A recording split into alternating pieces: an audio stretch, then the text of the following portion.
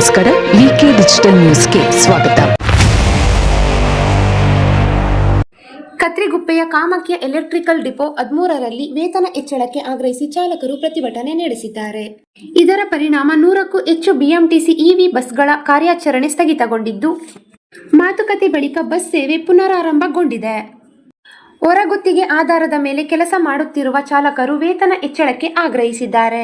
ಬೇರೆ ಡಿಪೋಗಳಲ್ಲಿ ಚಾಲಕರಿಗೆ ದಿನಕ್ಕೆ 950 ರೂಪಾಯಿ ನೀಡಲಾಗುತ್ತಿದೆ.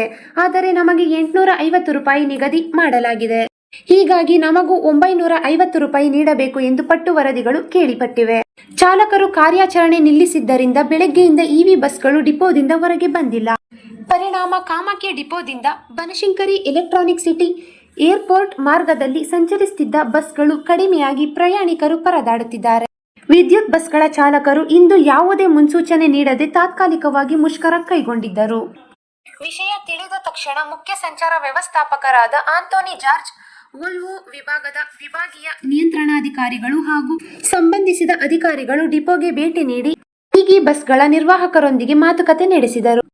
ಮಾತುಕತೆಯ ಸಂದರ್ಭದಲ್ಲಿ ಡಿಪೋ 13ರ ಎಲ್ಲ ಇಗಿ ಚಾಲಕರ ಜುಲೈ ತಿಂಗಳ ವೇತನವನ್ನು ಈಗಾಗಲೇ ಪಾವತಿಸಲಾಗಿದ್ದು, ವೇತನಕ್ಕೆ ಸಂಬಂಧಿಸಿದ ಎಲ್ಲ ಭತ್ಯೆಗಳು, ಪ್ರೋತ್ಸಾಹಧನ ಹಾಗೂ ಇತರ ಪಾವತಿಗಳನ್ನು ಇತ್ಯರ್ಥಪಡಿಸಲಾಗಿದೆ ಎಂದು ಕಂಪನಿಯ ವ್ಯವಸ್ಥಾಪಕರು ದೃಢಪಡಿಸಿದರು.